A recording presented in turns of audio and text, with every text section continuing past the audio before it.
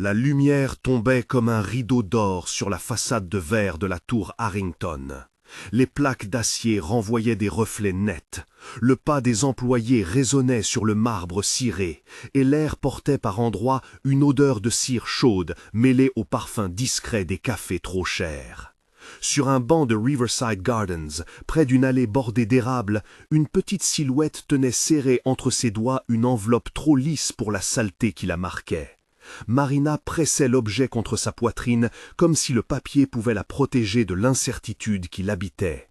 Avant le récit, si vous voulez rester jusqu'à la fin, abonnez-vous et activez la cloche. Laissez un like si cette histoire vous touche. Marina avait 12 ans. Son sac à dos était rafistolé à la couture, ses chaussures portaient la poussière d'une rue qui n'avait jamais été la sienne, et son souffle venait court quand elle montait les marches qui menaient au hall.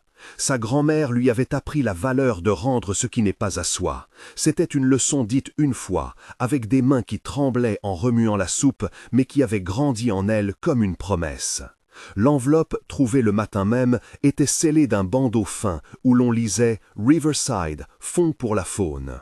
Il y avait une adresse griffonnée, le nom d'un destinataire et un poids que Marina n'arrivait pas à mesurer autrement que par le poids de la décision.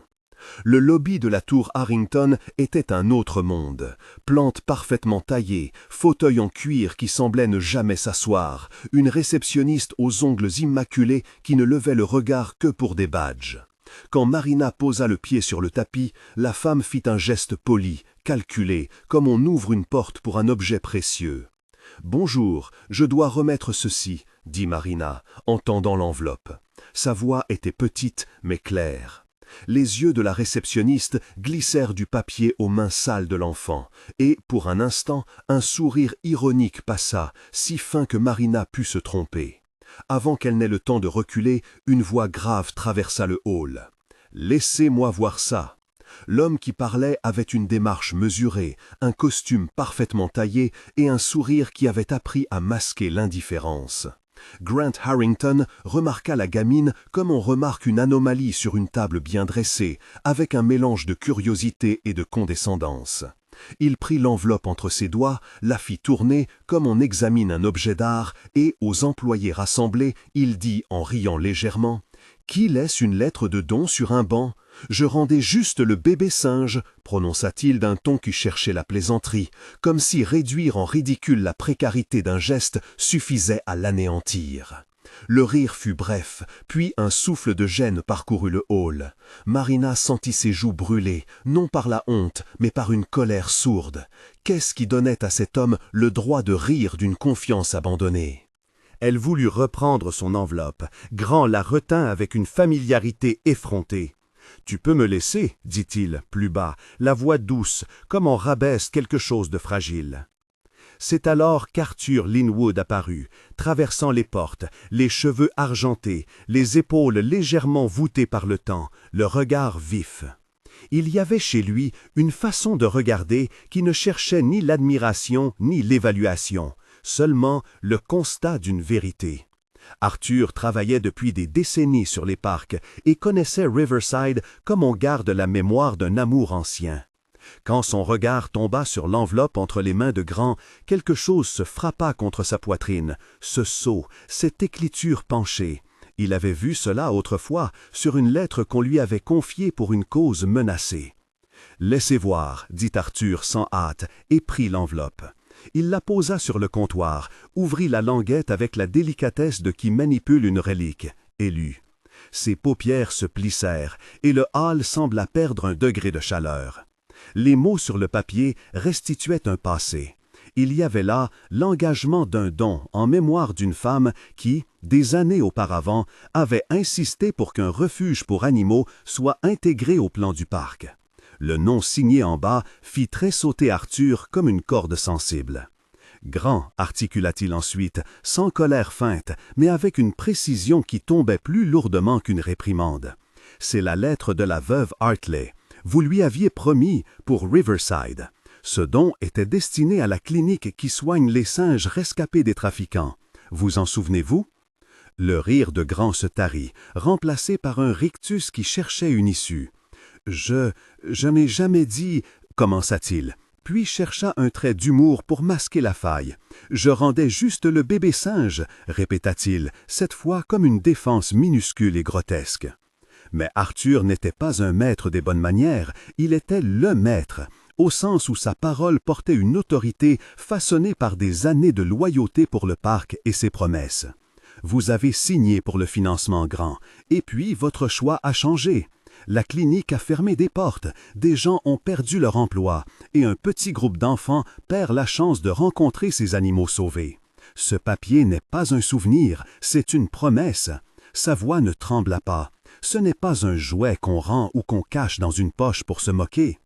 Le hall s'était tu, même l'air semblait attendre. Marina sentit un vertige d'espérance la traverser. La contestation venait d'une autre figure, pas seulement d'elle. Elle pouvait exister sans éclat, mais avec l'appui d'une vérité prononcée à voix haute. Grant détourna le regard. On lisait sur son visage le poids d'anciennes décisions. Des réunions, des choix d'images, des comptes rationalisés au détriment de petites causes. La façade polie se craquela un instant. Il inspire, luttant contre un orgueil qui avait longtemps gouverné ses gestes. Peut-être que j'avais mal évalué, murmura-t-il. La phrase était lâche, mais suffisante pour briser quelque chose d'ancien. Arthur posa une main sur l'épaule de Marina, juste un effleurement, paternel, reconnaissant. Puis il se tourna vers Grant et, sans brusquerie, proposa une solution qui fit pencher la balance. « Vous pouvez réparer, vous pouvez honorer la lettre, comme vous l'aviez promis. Et cette jeune fille mérite d'être remerciée pour avoir fait ce qui était juste. » Les mots d'Arthur transformèrent la scène. La moquerie devint responsabilité. Le rire fit place à un silence où l'on cherchait une voix. Grant prit quelques secondes. Son regard revint à Marina, à l'enveloppe, au public involontaire qui les observait. La reconnaissance, lente, remplaça l'ironie. « Je suis désolé, dit-il simplement. » C'était peu, c'était aussi le début d'autre chose. Il fit un geste qu'aucun de ses employés n'avait vu en public.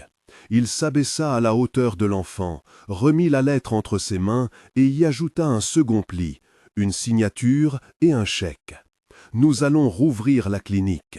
Et vous, jeune fille, voulez-vous bien accepter une visite avec Arthur? Il pourra vous raconter pourquoi ces animaux comptent tant. » Sa voix n'était plus celui d'un homme qui rit de l'infortune, mais d'un homme qui réapprenait à tenir parole. La chaîne de bonté dont parlait parfois la grand-mère prit la forme d'actions concrètes. Réparation d'un toit pour la clinique, financement d'un petit programme éducatif pour les enfants du quartier, et la promesse d'Arthur de montrer à Marina comment le monde se construit, pierre par pierre. Ce furent des gestes humains, modestes mais cohérents. L'enveloppe, devenue symbole, fut accrochée sous verre dans le hall de la clinique. Papier froissé, mais porteur d'une nouvelle histoire. Marina ne cessa pas d'aller au parc. Elle aimait le banc, l'odeur des érables, la sensation que parfois rendre un petit objet, un papier, une promesse, suffit à réparer des choses plus grandes. L'orgueil de Grant n'avait pas disparu d'un coup. Il avait simplement appris, sous le regard d'un maître et d'une enfant, que les promesses se gardent mieux quand on les tient. Si cette histoire vous a touché, merci d'avoir écouté. Abonnez-vous à Kindness Corner pour d'autres récits qui montrent comment un petit acte peut changer une vie. Partagez cette vidéo, laissez un commentaire en racontant une fois où la gentillesse a transformé votre journée. Et n'oubliez pas de liker. Parfois, ces gestes simples sont les premiers maillons d'une chaîne plus longue.